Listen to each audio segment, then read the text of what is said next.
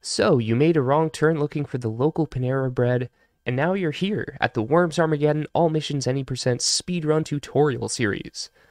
That means you'll be learning to do the basic training followed by 33 missions with me, Mablak, as your tour guide. The current record holder for all missions any percent. Just need you to sign this waiver exempting me from liability for Bungie-related PTSD, and we're good to go.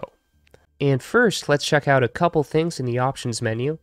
You want to pick a resolution that works for you. I find 1280 by 720 to be great for streaming. If you go too much higher than that, you run the risk of the worms looking really small on the screen, which is not a great time. Under Advanced, if you find the front end is slow or laggy, you can select this option. Timer workaround, you want to leave that unchecked. Graphics, this is just whether you're using the GPU shader or the CPU. This option tends to be the best one as far as I know, in most cases. And you want to stream and record the game in windowed mode. It's way more optimized for that stuff. And you want to uncheck these two vertical sync options. That's going to give you the fastest loading time, as far as I know. There's some more options here. I'm not going to go into everything. And let's get on to the training. So we select the single player menu, training disciples. You want to create a team and just load it in. And at this point, I should mention that the Worms Armageddon All Missions Any Percent run does have an auto splitter that will automatically do the splits between training and each mission for you. So I have a link to that in the description. It's great. You don't want to click on begin training with the mouse. You just want to press tab 2 times and then mash space. And then between each training section, you can just mash space to get to the next one. So tab twice and then mash space. The first training is grenade training, and this one's super easy. We just have to hit 2 targets that appear one at a time. You want to press insert as many times as you need to get the background you want. I think the black background is way less distracting for training. There's only one set of waves. And a cool thing about Worms Armageddon, you can buffer up to 3 buttons before the turn starts. So if you want to fire that grenade immediately and get the fastest turn possible, just hold space before the turn starts, and also 1 to make the fuse on the grenade 1 second, which is what we need. So if you hold 1 and space, and then adjust with up, our first turn looks like this. Okay, that's literally the first training section. Let's recap that real quick. So on this first angle, you want to get to roughly the same angle every time. One great way to remember this power, so look at the power bar, and it is just barely touching that crosshair. So if you get to that same power every time, that's a great way to just make this consistent and reliable. The angle, you just have to sort of go by feel and, do this a number of times, but the power, you can get it the same every time. And then immediately, while that shot is still in the air, you want to do a full power shot. So in Worms Armageddon, a full power shot, if you just keep holding space, it'll eventually max out the power and release with that same power every time. And you just want to aim a little bit higher than that first shot. Okay, and while we're here, let's cover fade skip. So for both the training and all the missions, anytime the screen starts to fade to black, you can press Alt F4, and that's going to take you to the next mission. So if I press Alt F4 right now, then it'll say that was a success, and I can go on to the next mission. So the strat here, you press Alt F4 the moment you see the screen dim at all, then just mash space to get to the next either training or mission. And this is just sort of a thing that they put in, I think, as a safeguard. If you quit the mission early after beating it, they want you to still have beaten it. So kind of a cool shortcut. Okay, after pressing Alt F4 and mashing space, we're on to part 2, shotgun training. So you just have to shoot a bunch of targets that appear one at a time with shotgun. So they will appear in the same order every time. So first off, just face right, aim up a little bit.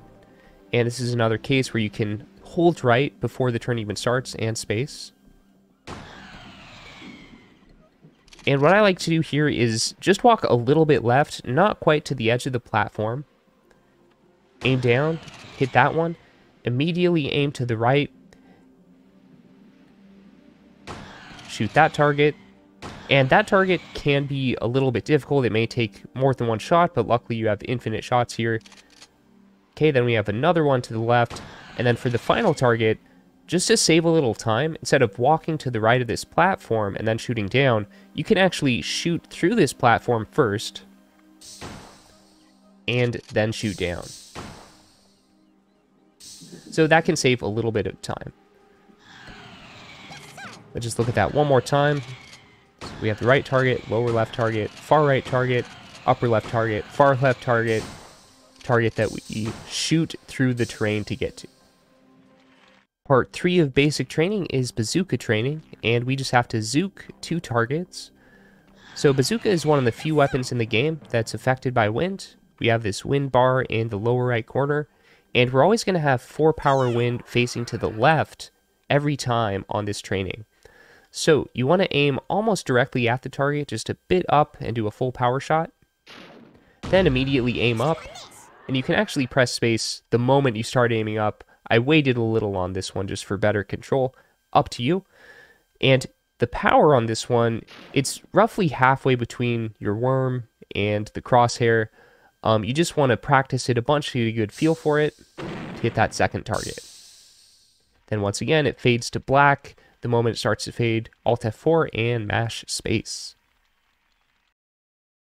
Training 4 is rope practice. We want to swing over to this crate using ninja rope, collect it. It contains a baseball bat. We land over near the target and then baseball bat the target.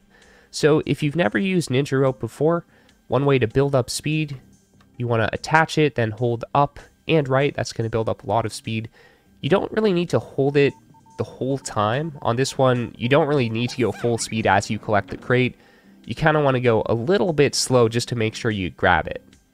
So I give myself a little bit of time before I start holding up and right. I don't hold it the whole way, just like going for max speed here.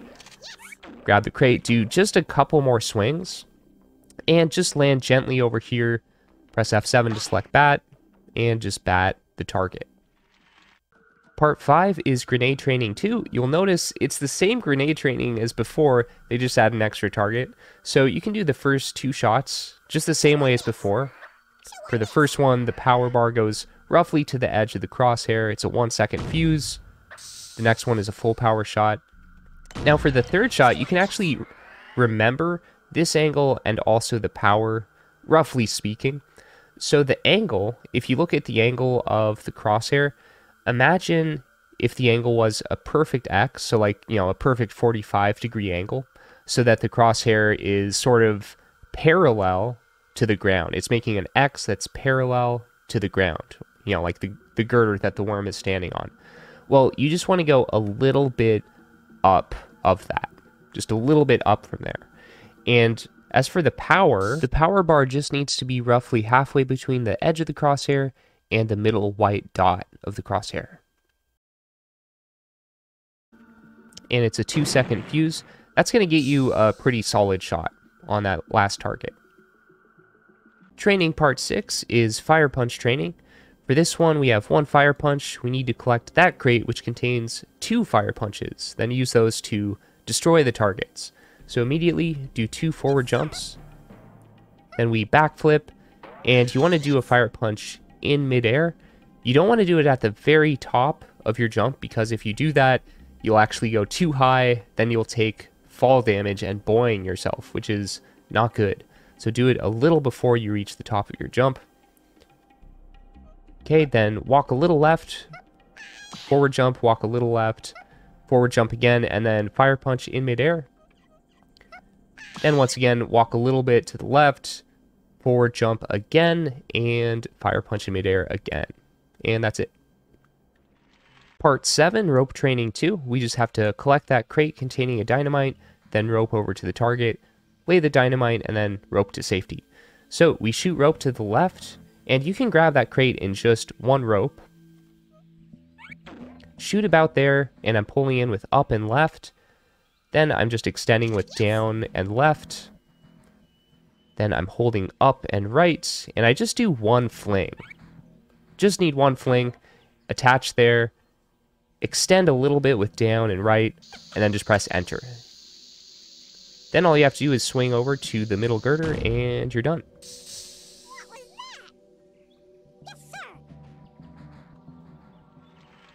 Part 8, Bazooka Training 2. For this one, we have 4 targets we need to hit. For that first target, you can just hold space immediately before your turn even starts. Aim up, you can just aim straight at it, and we'll have the same wind every time.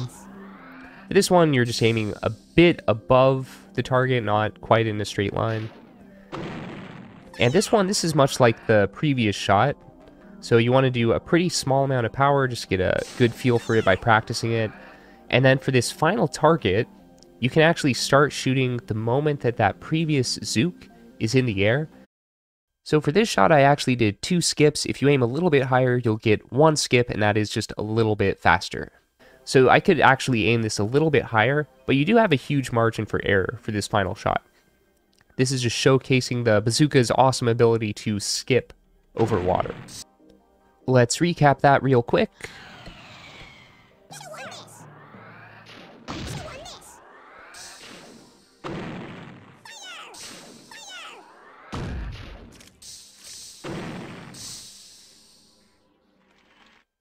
Part 9, Grenade Training 3. This is the final part of basic training, and it's a tough one.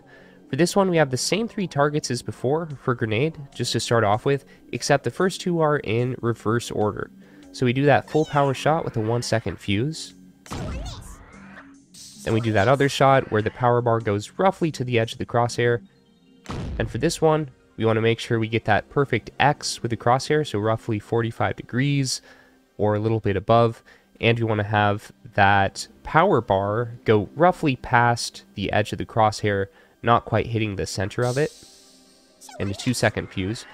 And then we have a target that's going to spawn at the far right. This last shot got a lot easier thanks to an observation made by Hollow. He told me, you can just do a full power shot here, something I didn't know for literally years. So we have 2 angles where this shot works, and it's a full power 2-second shot. It's this angle or 1 angle below it. So what you'll notice is that the shape of the crosshair is sort of like a pinwheel or a shuriken. So all 4 nubs are right angles. They're very pointy. So take a look at this, this close-up of that. Now, you might not get it the first time. That's okay. With practice, you'll get a lot better at it. And since there's 2 angles where this works, there's a lot of wiggle room.